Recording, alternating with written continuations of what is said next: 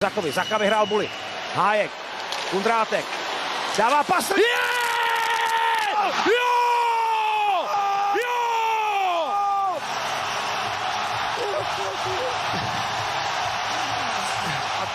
Is Czechia the dark horse of the Olympics? Their players were very upset they weren't able to participate in the Four Nations Faceoff last year, and come in with a point to prove and a sneaky good roster. This is the second part of my series that goes over the projected Olympic rosters for the Big Five hockey nations. Today is the Czechs, last week was the US, and we'll follow it with Finland, Sweden, and Canada in the next 3 weeks. For some ground rules, these are specifically the rosters I'd create to give what in my opinion is the best chance for each of these countries to win gold in Milan come February. I'll go over line by line what I've picked and why each player needs their spot on the team in their specific role, keeping in mind that everyone will need everything from offensive stars to shut down penalty killers. I'm filling these out to the full 25-man Olympic roster sizes, so 14 forwards, 8 defensemen, and 3 goalies will be on each roster. Although with the Czechs today, I have a small caveat on that with some injury unknowns. With that out of the way, let's take a look at who I think should be named to the Czech Olympic team. At forward, we're starting with Roman Cervenka alongside Pavel Zacha and David Pastrnak. Cervenka is the captain of this team, most likely. He's a Czech hockey legend. He was on that critical 2024 gold medal team at the World Championships. I think he's going to get his flowers at this event. He's got built-in chemistry with some of those guys on the top line. I'm a big fan of, Zacha and Pastrnak together. I think they had that chemistry from Boston. Not that they always play together, but they're teammates that kind of understand that. You will notice that I don't have Martin Necas on the top line. He's a fantastic player as well. I think it's important for the Czechs to kind of balance their offense a little bit. Obviously, they're not quite as deep as a Canada or a US or a Sweden up front. So I think just loading one line isn't always the best play in every single game. Obviously, there's going to be times, late in the game maybe where Necas gets out there with Pastrnak and Hurdle even if you need a big goal. But I think just in terms of, 5-on-5 to start a game, I think I'd put Cervenka up there with Zacha and Pastrnak. You've got a lot of offensive talent. You've got a lot of guys that have been there before, guys who are that veteran presence on the teams. So that's what I'd start with. And then on the second line, I've got Andre Palat with Thomas Hurdle and Martin Necas. I kind of touched on Hurdle and Necas earlier. 2 other very, very skilled NHL players. They've been in the league a while. They both, put up a lot of points. They're both elite players in the league. Andre Palat isn't the player he once was, but he's still a complementary piece. Maybe in an ideal world, he's not the second line left winger on your team, but international events don't always line up with what the NHL is. We know, these European teams, sometimes they give a bit of a different level for their country than they do for their club team. We've seen Andre Palat, kind of do it at World Championships before. He has a ton of NHL experience in big games. So I think he fits nicely alongside Hurdle and Necas. I think this is a line with a lot of pace, a lot of skill. Czech hockey is very winger driven, and I think the way that Necas plays, the other two will get him the puck a lot. They'll get to the dirty areas for him, and they'll just kind of let him do his thing. And I think with him and then Pastrnak as a 1-2 punch is kind of, driving lines. I think that can do a lot of damage to a lot of different teams in this tournament.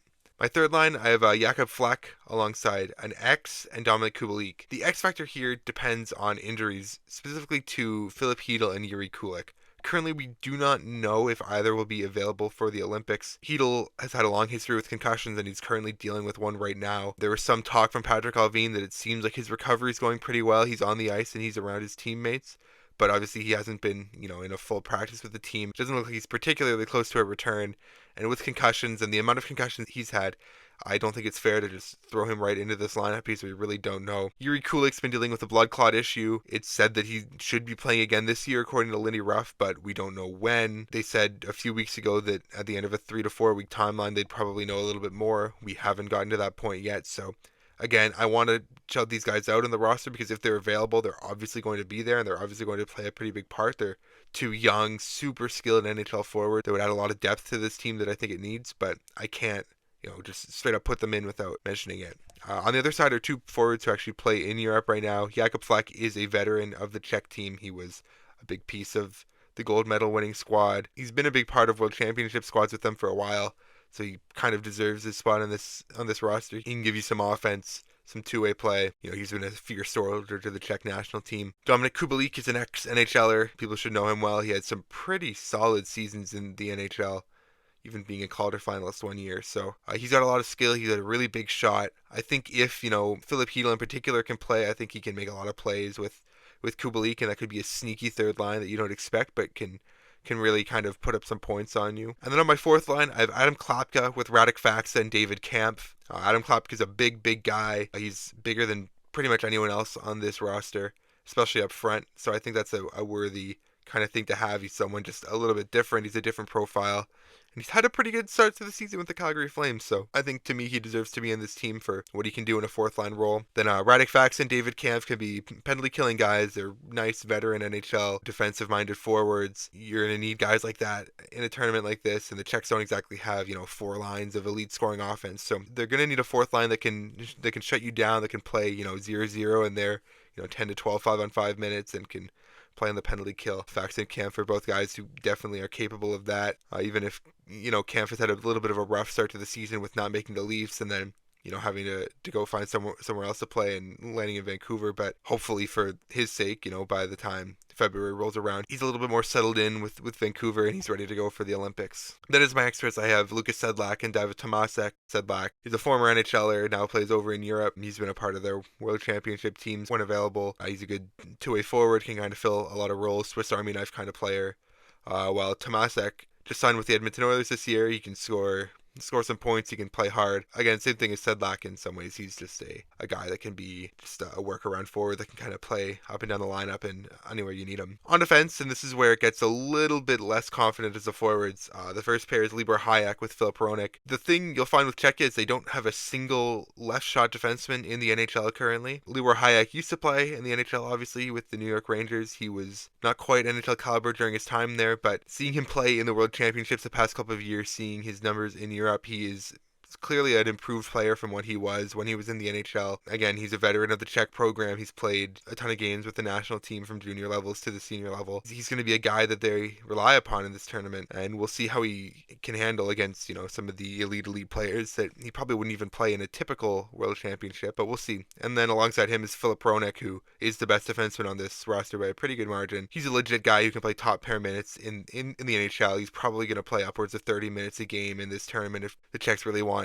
to have any chance of winning things, but I think he can handle that, and I think he's going to have a big tournament. Hronek's probably one of the biggest X factors to this team in terms of how much he's going to play and how much he's going to need to provide. He's probably going to run the first power play as well, so he's going to play big minutes in a ton of situations. Second pair is Michael Kompany alongside Radko Gudas. Kompany's another former NHLer. He's a veteran. He's been around a long time. He goes alongside Gudas, who's another veteran, captain of the Anaheim Ducks. This will probably be your kind of veteran shutdown pairing, just guys that can go out there with any of the 4 lines and kind of just play a role, try and keep the game simple, which is what the Czechs are going to need to win these games. They're going to need their high-end talent to score some goals, and then everyone else to just play simple, shut it down, control the game in the way that they can. And I think Kompany Gudas is going to be able to do that. Then on my third pair, I have Jakub Krejcik with David Jiricek. Krejcik, again, like a lot of guys on this team, is a Czech hockey veteran, plays in Europe. He's going to be a nice partner for a young guy like David Jiricek, who's just kind of finding his footing in the NHL. He's a former top pick in the NHL draft. He hasn't quite, become the elite player that has been thought of quite yet, but he's probably going to need to be a pretty big part of this team, just considering the lack of depth that the Czechs have on the blue line. He's played a big role at some World Juniors in the past, and I think putting him with, a veteran guy like Krejcik, who's kind of been around the block a little bit in terms of international play, is the way to go for this. And then my extras on D, I have Jan Ruda and David Spacek. Ruda is a former NHLer, played some time in Pittsburgh and San Jose to end his career. Maybe it wasn't an effective NHLer at that point, but he's a veteran guy that you're going to need at a tournament like this. And David Spacek is another younger guy. Been up through the Czech youth system, actually, just like Jiricek is in the Minnesota Wild system in the NHL, playing with the Iowa Wild. So I think having that youth and a bit of a different look, having a younger guy and a veteran as your extras can be helpful in terms of whatever they think they need and however the tournament goes. I definitely don't think that the back end is the strong point for the Czechs, but they're going to have to make do. They have some good NHLers, and they have some guys who are good in Europe and have been good for them in the past. So we'll see how that translates to best-on-best hockey that we really haven't seen them in. And then in goal, I have Lukas Dostal as a starter. I don't think that there can be very many arguments about that. He's their starter internationally at the World Championships. He's clearly the best Czech goalie right now. He's one of the better goalies in the NHL. He's the starter of a very good Anaheim Ducks team that I talked about a few weeks ago. Backing up, I have Karel Vejmelka, the starter for the Utah Mammoth. He's a workhorse. He can play a lot of games. He's a very solid goaltender who's been in the NHL for a few years, and you kind of know what you're going to get with him. And then my other goalie, I have Dan Vladar, who I think has been the second best Czech goalie this year. He signed with the Philadelphia Flyers, and he's been their starter. I think just based on merit, he probably deserves to be on this team. He's, played for Czechia in the past, and I think just the mix of international experience and NHL play this year get him in as the third goaltender. This does leave out guys like Jakub Dobiš and Peter Mrazek. Dobiš is a younger guy. He's been inconsistent this year, and there's been kind of reports that he doesn't necessarily want to play for the Czech national team just based on how they treated him in the past. So I don't know if he quite finds a spot on this roster. And then Peter Mrazek's a veteran. He's been around. He's DeSal's backup in Anaheim, and I do have a feeling that for this tournament, the Czechs are just going to want to take their three best goaltenders, regardless of, whatever Mrazek's given to the program in the past. So this is my Czech Olympic team. Obviously, it's a little bit different in terms of the depth compared to, a Canada, US, Finland, or Sweden, but I think that they can really surprise some people. They have a lot of points to prove. It's international hockey, so it's not necessarily just about who the best team is on paper. They have a lot of heart. They know how to win. They've won at a world championship, so it's time to see how that translates to best on best hockey and see how far guys like Pastrnak and Necas can take them.